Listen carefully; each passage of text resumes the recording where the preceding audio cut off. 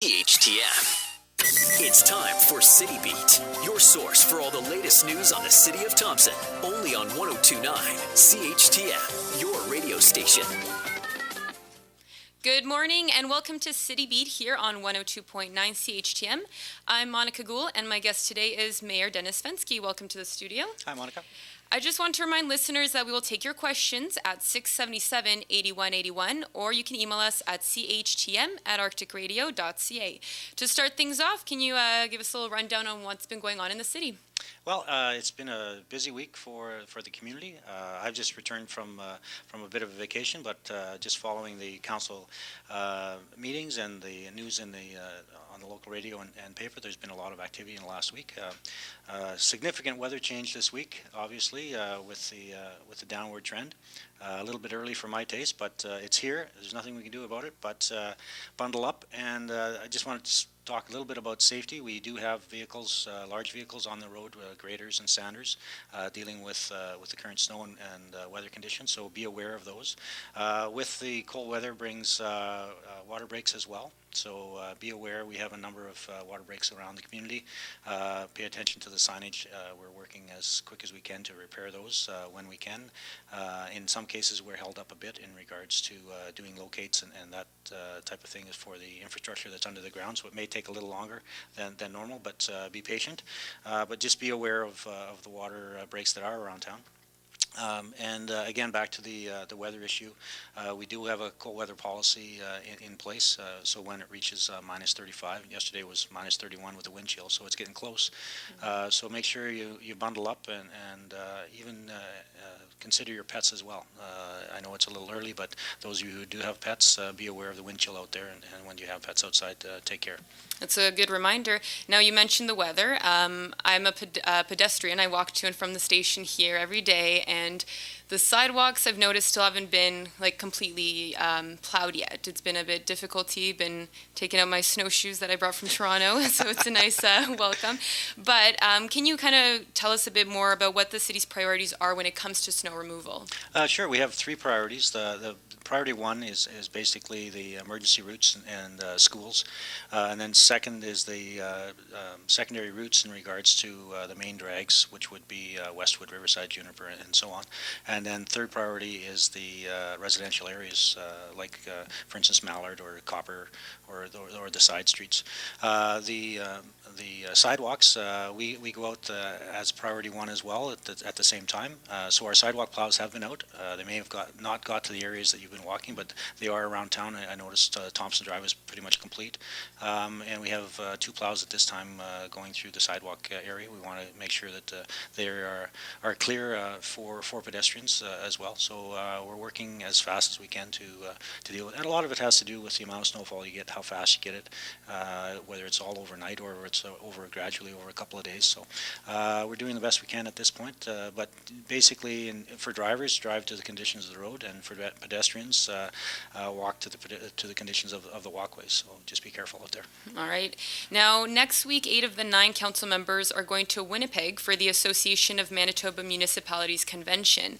Can you tell us what exactly this convention is? It's an annual convention put on by the Association of Manitoba Municipalities, and this one is significant in the sense that this is the first one for all new councils in Manitoba. It's directly after an election, so across Manitoba we've got a lot of new councillors in place. In our case, we've got 6 of 9 council positions that are new. So council decided at the last meeting that it was appropriate. We had a discussion that it would be appropriate to send anybody that was available who wanted to go. And so we have 8 of the 9 committed to go for the 3 days. It's a chance to interact with other new councillors and existing councillors from previous years. It's also an opportunity to meet with ministers of various departments from the provincial government. So it's a great learning tool for those that are new to the municipal government exercise. So I'm looking forward to seeing everyone down there and bringing back some good information for the city of Thompson. All right. Now, there was a Chamber of Commerce meeting earlier this week where you identified 3 high-ticket priorities for the new council. Can you mention them a bit and tell the listeners what they are? Sure, it was exactly the same, pretty much the same in the during the election that identified that the issues facing our community over the next 4 years. Number one being the wastewater treatment plant. It's a $36 million program, of which our cost will be $12 million. And we've been legislated through the province of Manitoba to replace our existing wastewater treatment plant, and that went hand in hand with the installation of the utilidor program, which in essence is the water meters and the quarterly, monthly water bills that people receive. And so that's a big one. The next one is the negotiations with Vale in regards to the transfer of ownership from the water treatment plant to the city of Thompson, as per the 56 agreement and the other amendments to that agreement. That's one of the last, if not the last, capital asset that Vale owns and operates at this point in time, and they are looking to transfer it to the city of Thompson. So in essence, in regards to water, the city of Thompson currently delivers water to households and businesses, and it deals with the wastewater at the other end. With eventually the ownership of the water treatment plant, we will also be in the production of water as well. So it's a full circle. So as I said, we're currently in discussions with Vale in regards to the timing of that, and so that will be one of the major agreements that has to be brought forth with the new council. Third one is the grant in lieu of taxes paid by Vale. It currently runs from 2012 to 2017, and it will be up for renewal. So we'll have to negotiate that. They're normally a 5-year agreement, and that's provides stability to our tax base and residents. And another one is the looking at the amalgamation of land, including the LGD of Mr. Lake and the waste disposal grounds. So we're in discussions with the province at this point right now, in regards to expanding our land mass for the city of Thompson and the operations of the waste disposal grounds. So lots to do, but in the same sense, a lot of positive things happening. We've got the construction of the French school going on. That's completed, will be completed September of 2015. We've had a major announcement in regards to a trucking firm building a terminal in our community as well, and so and I believe there'll be some major announcements in regards to the Thompson Regional Airport Authority in the next couple of weeks. So exciting times in Thompson. Looking forward to it. All right. Now, at the same chamber meeting, you also mentioned that the city has gotten proposals from big developers to develop across the river. Would you be able to maybe share some more information on what sort of offers and what is the city's plan going forward? Well, basically, it's very in the very formative stages, in the sense of, as I mentioned yesterday at the chamber, there are certain projects that are out there that if things align, will present themselves in a way that could promote a substantial development north of the river. One of them I've already mentioned in regards to the expansion of the Thompson Regional Airport Authority, and I'll leave that to their manager, Curtis Ross, to make that announcement.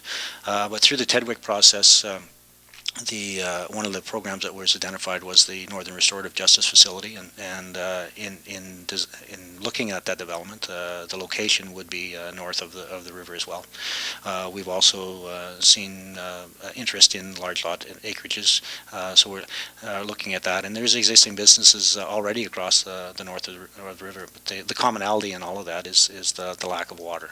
And so with all of those things coming together, we may be able to make a case for bringing water either across the ridge or looking at some sort of water source north of the river. But as an individual project, it wouldn't merit the expenditure. But if the stars align and certain projects come together at the same timeline, then it looks very promising for some development north of the river. Okay, some stuff to look forward to. Now I'll give you the last few minutes to talk about what's going on in the city in the next week. Well, this weekend the North Stars are in town again. I believe Saturday night is Valet night, so it's free entrance sponsored by Valet. So come out and see the Norman North Stars against the Winnipeg Thrashers. They play Saturday and Sunday, both at the TRCC, 7:30 Saturday night and 1:30 Sunday afternoon. Also, the City of Thompson and Hello Parents are presenting the annual Christmas Parade and National Child Day celebration on November 29th. Lots of activities, including the parade at 2 o'clock. There's gym and winter activities, weather permitting, at 2:30 at the TRCC. Hot chocolate and snacks, face painting, flu shots, Thompson tree lighting at 4:30 at TRCC, and a performance by Russell Peters folk rock. And so that's something to look forward to in the next couple of weeks. Great. Thank you very much for joining me today, Mayor Dennus Fenske. For this edition of City Beat, I'm Monika Gul for 102.9 CHTM. City Beat will be back next Thursday morning at